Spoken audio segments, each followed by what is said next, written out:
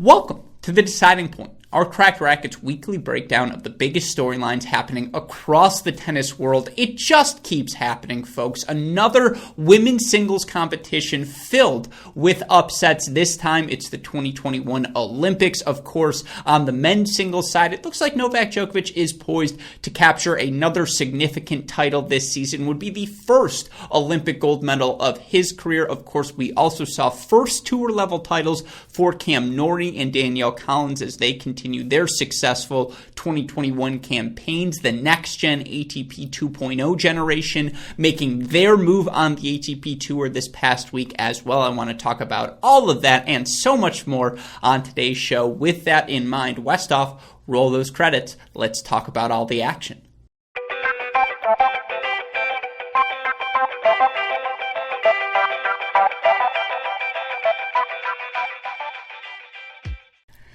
Just stop if you've heard me say it before, but upsets. That's the story of another women's singles event. This time, it's the 2020 Olympics. You look thus far for the first time since tennis returned to Olympic competition in 1988. The top three seeds of the women's singles event all knocked out before the round of 16. You look number one seed Ashley Barty coming off of a Wimbledon title. Just never looked comfortable in her first round loss to Sarah Sorribes Tormo. Now, of course, as I know so many of you Cracked Racquets fans do, if you followed the tour closely week in, week out, day out, you know Sorribes Tormo has been one of the breakout stars of this 2021 season. She won the title in Guadalajara back in March and has been able to make round of 16s, quarterfinals, week in, week out at WTA level events, has established herself inside the top 50. And you got to keep in mind, she's under 25 years old. This is exactly what it looks like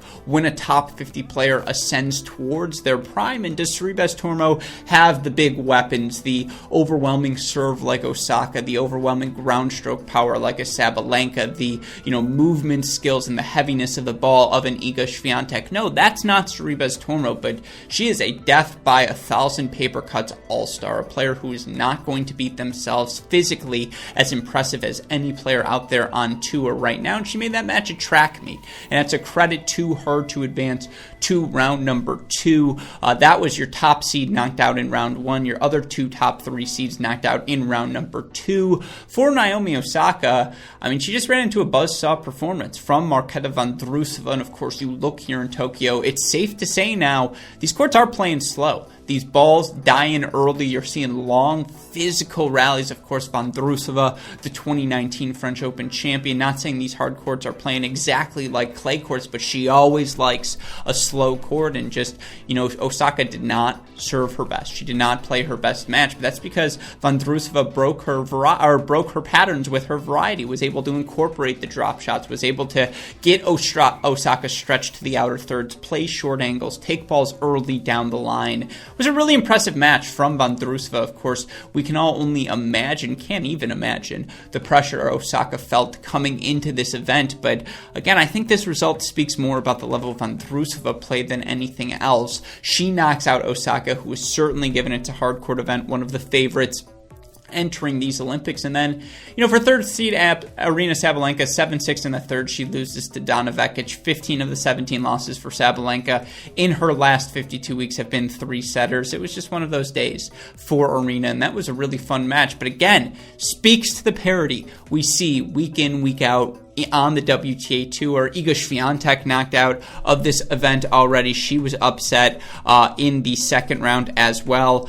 She, I believe, loses her match to Paula Badosa-Gibert, who again has been a top 20 club player, one of only 11 players on the WTA Tour who can say that, and is someone who is a top 25 player now in the ELO ratings, has established herself inside the top 35 of the WTA rankings as well, much like Sorribes Tormo. She's been one of the breakthrough performers of 2021. She is clearly a player ascending towards her prime. She now is going to take on Vondrousova in the quarterfinal round. Of course, you look up and down the board, the women a little bit ahead of the men, but Anastasia Pavlyuchenkova, her closest set, 6-3. She advances to the quarterfinals, where she's going to take on Belinda Bencic, who had one of the biggest wins of the tournament. You look for Bencic, a win over Krejcikova, 1-6, 6-2, 6-3.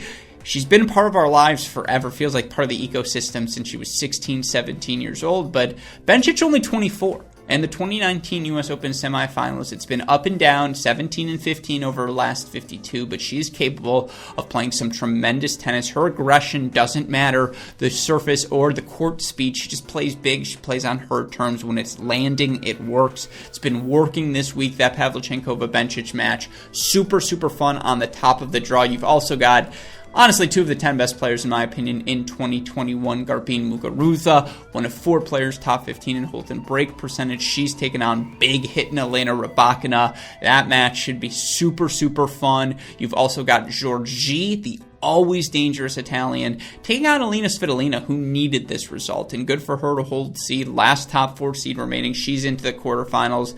Bottom half of the bottom draw, it's Vondrousova taking on Badosa Gibert. 8 players who've never medaled in singles at the Olympics, so certainly, again, first times being the theme. We've had 12 different semifinalists through the first 3 Grand Slams this season. So many different players accomplishing first titles. We're over double digits in the number of players who have won their first WTA level title this season on the WTA Tour. We see that parity continue over here. There are some familiar faces. Again, Rybakina, Badosa, 2 of just 6 players to reach the round of 16 at both Wimbledon and the French Open. I believe now they're the only 2 players to reach the round of 16 at all 3 of this event, although I suppose you throw into the mix Krejcikova made the round of 16, so she would be another player to throw on there. But the point being, we see that week in, week out consistency translating here at this Olympic Games. We see that parity transferring over, upsets galore, really, really fun result. I know we don't have the top 3 seeds, but we just saw Pavlyuchenkova compete in a French Open final. We just saw Rybakina make, a quarterfinals of the Slam, losing 3 sets in the round of 16 to Sabalenka at Wimbledon. Muguruza is a multi-time Slam champion. We know what Svitolina is capable of. Vondrousova, former Slam finalist. Badosa, all these players in the mix, super, super talented. So despite the top 3 seeds, as fun as it would have been to see Osaka compete in Tokyo for a gold medal, still shaping up to be a really, really fun ending to this 2020 Olympic Games in women's singles.